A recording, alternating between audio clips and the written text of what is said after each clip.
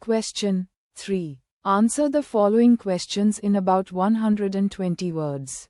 E. How have technical and economic development led to more consumption of resources?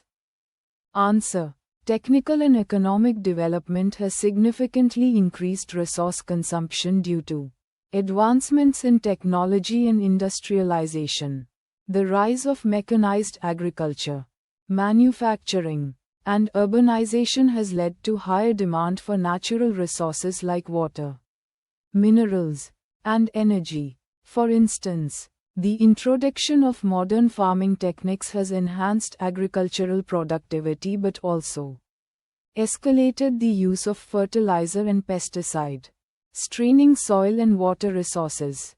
Economic growth has driven consumerism, leading to increased extraction and utilization of resources to meet the needs of industries in urban populations. This unsustainable consumption pattern has resulted in resource depletion and environmental degradation, necessitating urgent measures for sustainable resource management.